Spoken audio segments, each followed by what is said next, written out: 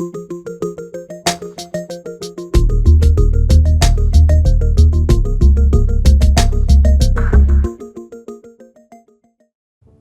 everybody, welcome back. Sebastian here with Spin Driving School, and in today's video we are going to take a look at residential streets versus main roads. I get this question all the time, and I know for some of you this is going to be very simple and you don't have to watch this video if you get the concept, but for those of you that don't, stick around.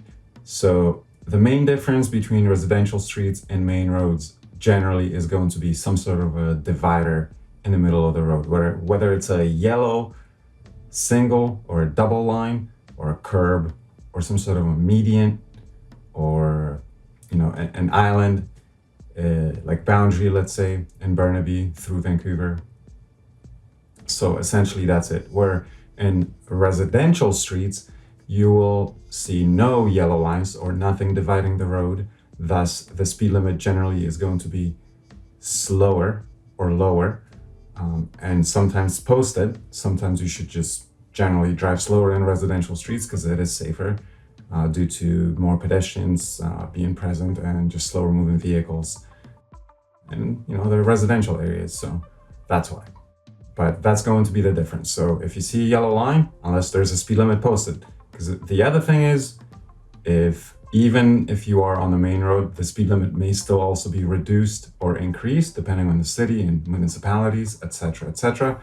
And then in residential streets, you may have slower speed limits, like mainly 30 in Vancouver, but through sections of Burnaby as well. So let's just get into the video and then maybe it'll make more sense.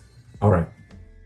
Okay, so as I said, it's very simple. Main roads will have some sort of a divider in the middle. Like in this case, you just have this curb or a median.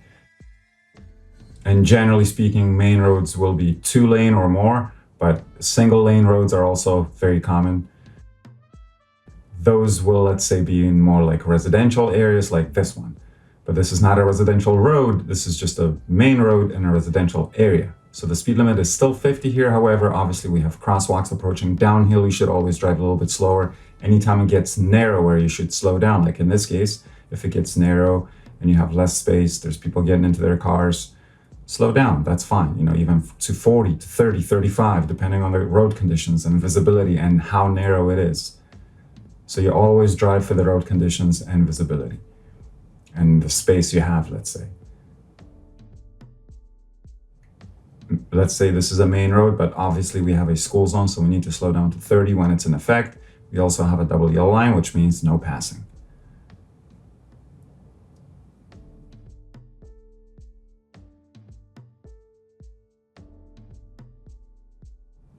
So the speed limits will always vary on a lot of different factors. But if it's posted, always follow the speed limit that is posted and present on white background. So black numbers on white backgrounds, regulatory sign. Again, main road, we have another divider / curb median in the middle. So hopefully by now you get the concept. Same thing here. And again, I know for some of you this is very basic and very simple and might seem very silly and stupid why I'm doing this, but trust me, I get these questions all the time. What is the speed limit? What is the speed limit? The speed limit is always 50 unless otherwise posted.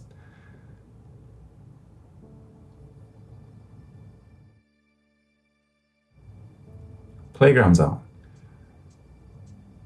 And on top of that, we have a construction zone. So here, you may have to slow down to even below 30, possibly, depending on how narrow it is and if there's individuals working within, if they're controlling traffic, etc., etc. So those are always going to be the factors.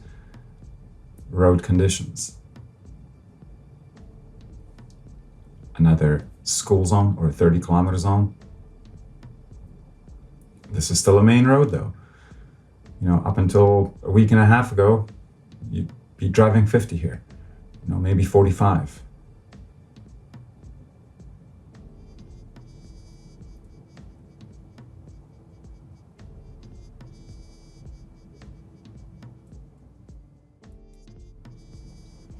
And again, speed limits can change very suddenly.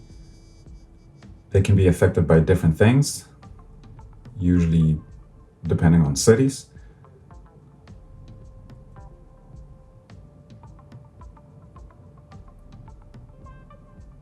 and off of main roads and residential streets, then you'll be turning into actual residential roads, right? So there's nothing in the middle here dividing the road.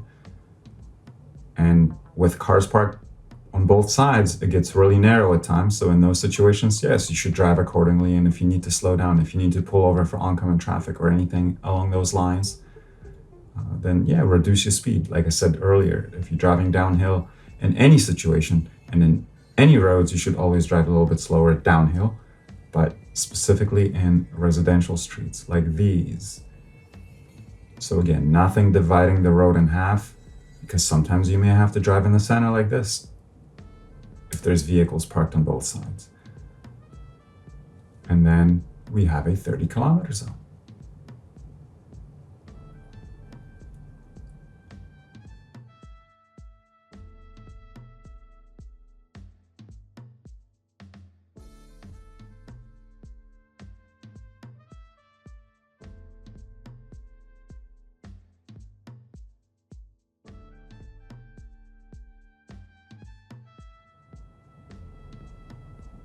Now we're crossing Hastings here into a, let's say, a residential area with its own 40-kilometer speed limit maximum. So until the speed limit ends, or you see another sign that tells you that the speed limit is lower or higher, then you drive 40 in these streets and in these neighborhoods. It's just the way it is. So generally the speed limit will be enforced by signs. If it's not, it's 50. Not here though.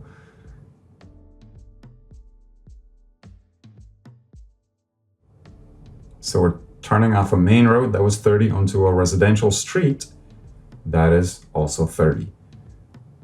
And then on top of that, you have speed bumps. See how narrow that was? So that turn had to be taken very slow to give enough space for oncoming traffic, make sure there's no head-on collision. And sometimes you have to tuck yourself in, then you have cyclists.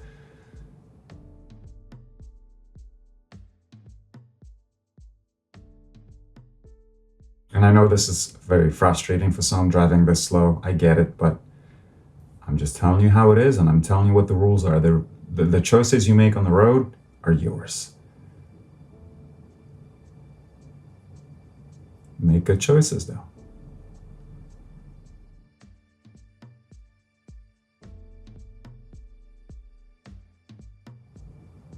And this is a still 30-kilometer zone. It ends about here, but I'm still continuing down a residential street, so I'm still going to keep it in the 30s and 40s. So in residential streets, 30 to 40 generally is okay. If you're slowing down for speed bumps or any other road imperfections or conditions, then that's fine. Even potholes. Don't swerve though. Slow down and go around them slowly, but do not swerve suddenly. And yes, in this case, I do have the right of way, or did at least.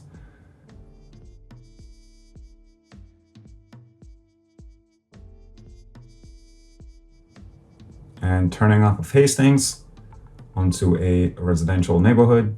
And now the speed limit is enforced by 40. We do have a yellow line in the middle, so it should be a main road, which it is, but the speed limit is 40. So always obey the rules, follow the signs, pay attention, be present, and don't be on your phone. Pay attention, because these things happen very frequently, and suddenly these changes will become more frequent and more common throughout Vancouver and Burnaby in the years to come. So be on the lookout for these. And in the meantime, stay safe, keep practicing, and we'll see you out there on the road. Thank you for your support. Cheers, and take care.